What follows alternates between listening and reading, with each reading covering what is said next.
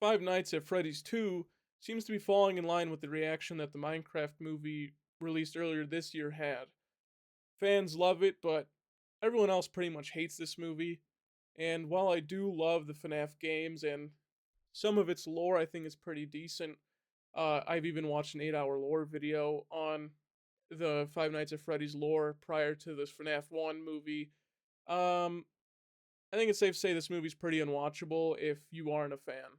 And while I do appreciate how much they did for the fandom in this movie, I think it also does it a huge disservice. Waiting so many years, a decade now, for a FNAF movie just for it to be utter garbage because you tried way too hard going into the fandom instead of trying to make a decent movie. They just ultimately failed. I'm giving FNAF or Five Nights at Freddy's 2 a 4 out of 10. I don't know. My mood can depend on my rating, to be honest. Maybe one day it could be a 5, another day it could be a 3, to be honest. I just think 4 is perfect for now. As much as I like FNAF, it's so hard to look past everything that's horrible about this movie. What's the easiest place to start? I guess the easiest place to start is the god awful writing and the direction. Something I was looking forward to be massively improved on in this sequel to FNAF 1 was going to be those two. And unfortunately, they said screw that, and instead of taking this movie in a good direction or having good writing from any decent writing they had the original, they replaced it all with fan service. I know it won't happen, but I'm hoping for a third one to have a completely new director, and they can tell Scott Cawthon to fuck off, because he's really holding these movies back by a fucking wide margin. I mean, the writing is horrible. He needs to stick to what he's good at, which is writing some weird lore for video games. He can't put it to the big screen. He's not a writer for movies. Probably definitely not TV shows. I don't think he can write for anything except for small indie games. Uh, I don't know. I don't know. Maybe if he had a skill to like transfer his writing from the games over to the movies, that'd be great. But it's just impossible, unfortunately for him. We've seen it twice now. He's failed twice with writing these movies. He's horrible. He's a horrible writer. It's very unfortunate.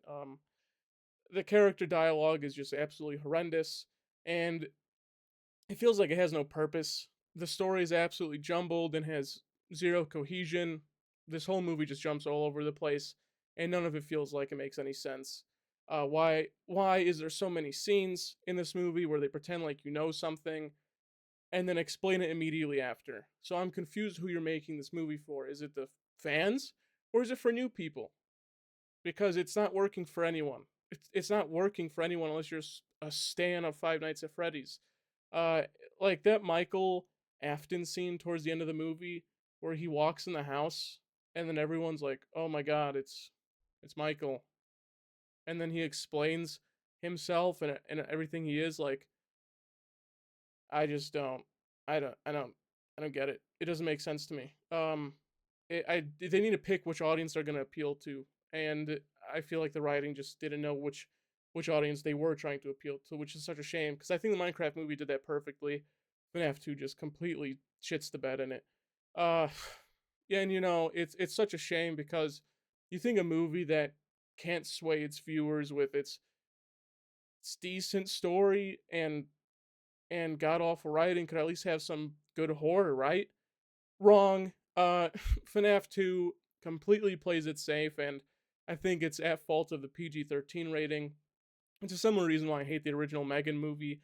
Nothing cool happens on screen because it's PG-13, so there's absolutely no good horror in the movie. The kills are completely off screen, and even if they were on screen, it's just a bunch of head poppers, so they probably wouldn't even look cool.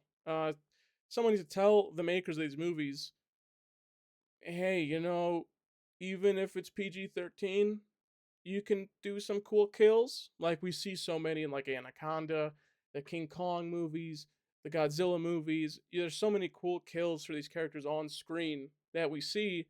And I don't know why FNAF doesn't even try. So that's why I think it's just go rated R. Just go rated R. You won't be scared to do these cool horror things. I mean, you tricked every audience member that there'd be good horror in this movie and good kills. Every actor, the director, they were like, oh my god, this movie, even though it's PG-13, this should be rated R. There's nothing rated R about this movie at all. It's actually irritating how little horror there is in this movie. It's horrible. I don't know. I'm not sure. But you know, if there's not good kills, maybe there's good jump scares because it's a FNAF movie. What's Five Nights at Freddy's known for? Pretty good jump scares. It's the whole thing that made the franchise. These crazy jump scares from out of the side of your screen. No, there's not a single one. All the jump scares feel like those early 2010 jump scares from horror movies where they're super predictable, and even when you don't expect them to happen, the character's face, like Josh Hutchinson's face, is on screen for so long that when the jump scare happens, you've ruined any intensity in it at all. So the jump scares completely out of it. The horror in this movie is just complete and utter dog shit. It's almost like there's not a single good thing about this movie, but there is. I'll say this. I will, even though there isn't good horror or good writing or a good story, the fan service stuff is pretty damn great. You have the original pizzeria scene with Josh Hutcherson, Jesus Christ, where he's sitting in the desk and Faceless Bonnie's in the vent, and he puts on the Freddy mask to get scanned from the animatronics, and they think he's an animatronic too. I love that. I loved all the original pizzeria stuff. I thought that was great. You have the giant animatronics, of course, which were all handmade. I don't think they're all CG. I don't think any of them are CGI, which is crazy. They look fucking fantastic. And this is the worst part about this movie. There's so much care taken into this movie. Like I said, the animatronics, all these little Easter eggs they hide through the movie. The Josh Hutcher scene in the original pizzeria. I mean, all of this feels so good for the fans, but everything else is just so fucking garbage. I mean, the marionette or the puppet, I think it's marionette, looks fantastic, but then it gets ruined every time it's merged with the human. It just looks so goofy and cheap and disgusting. I wish we kind of just saw the marionette do marionette things. I can't remember what the FNAF lore behind the marionette is. Does it completely take over a person's body? I can't remember, but it would have been cool just to see the marionette doing creepy things because when it goes into human forms, it looks corny and bad and ugly. It's such a shame. There's a good movie for the fans here, but personally, if I was a super fan, I'd be pretty disgusted and pretty pissed that they made something so piss poor where not a single type of person who's not a super fan can enjoy it. It's a genuine shame that the first movie had a 33%. This is just an example, a 33% on Rotten Tomatoes, and this one's a 13%.